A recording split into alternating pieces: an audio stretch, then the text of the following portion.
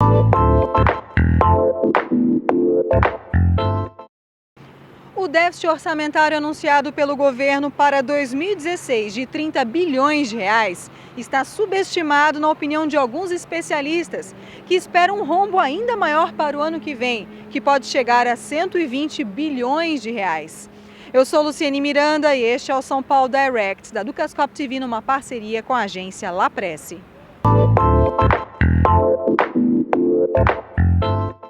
E eu converso agora com o diretor da FAAP MBA, Tarcísio Souza Santos. O que leva o senhor a crer nisso, que o rombo será ainda maior no ano que vem? Uma razão muito simples, Luciane.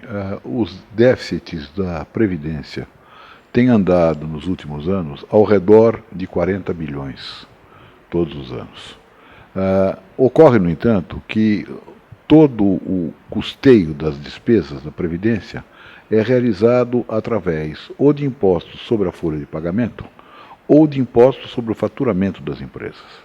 E aí é que vem o problema, porque com o tamanho da recessão que nós estamos enfrentando, e agora já uma recessão técnica, 2 trimestres com a economia decrescendo, e com a perspectiva de uma situação ainda pior nos próximos meses, o que vai acontecer? Você tem uma arrecadação menor de impostos, tanto sobre as folhas de pagamento, por conta do desemprego, como sobre o faturamento das empresas.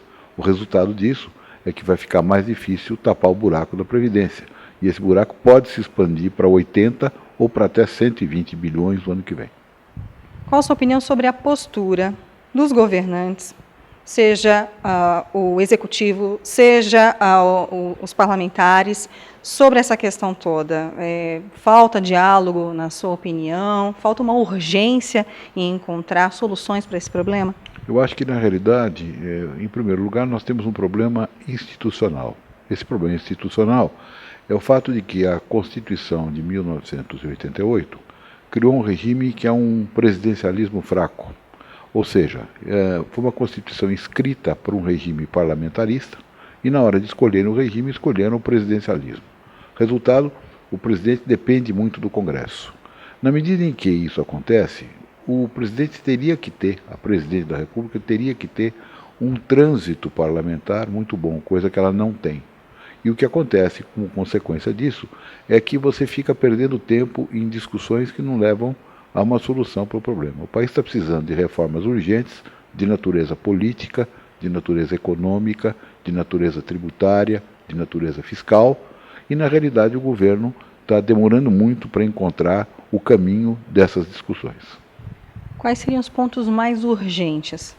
Bom, no plano político, uma mudança de regime, provavelmente a adoção do regime parlamentarista, com o que você reduziria o impacto de um momento difícil, porque quando no parlamentarismo o governo fica sem força, como nós estamos agora, o governo cai e vem um novo gabinete.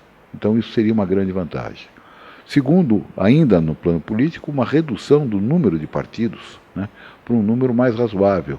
E você desmontar esse ambiente de balcão de negócios que nós temos no parlamento brasileiro. Do ponto de vista econômico-financeiro, uma reforma fiscal muito forte, no sentido de cortar despesas do governo, diminuir a presença do Estado numa série de setores que não são essenciais e concentrar a ação do Estado nas coisas que realmente são fundamentais para ganhar competitividade e ganhar, portanto, mercados externos e internos. E, finalmente, né, na área econômico-financeira ainda, algumas medidas em relação ao funcionamento do sistema bancário, do mercado de capitais, diminuindo a presença do governo, né, e diminuindo especialmente essa situação que você tem em que o custo do dinheiro é irreal, quer dizer, você tem o BNDES emprestando dinheiro a taxas subsidiadas de 5, 6% ao ano, enquanto você tem uma taxa Selic de 14,25%. Quer dizer, em outras palavras, nós estamos subsidiando as operações do BNDES no momento em que o país não tem, e o governo não tem, dinheiro para fazer isso. Onde o governo poderia começar a cortar gastos? No número de ministérios, né? Quer dizer, menos gente, menos cargos comissionados, uma redução aí de 39 para qualquer coisa parecida com 20, 19, 18 ministros, né? com a capacidade de poder trabalhar melhor com um número menor de pessoas, né? E, ao mesmo tempo, cortar violentamente todas as fontes de corrupção que advêm do excesso de centralização que o governo realiza em certos setores. Há alguns anos, professor Tarcísio, fizemos uma entrevista em outro veículo em que o Brasil havia ganho grau de investimento. Nessa ocasião, a gente estava na Bolsa e o índice disparou. Qual é o sentimento agora com o país prestes a perder o grau de investimento?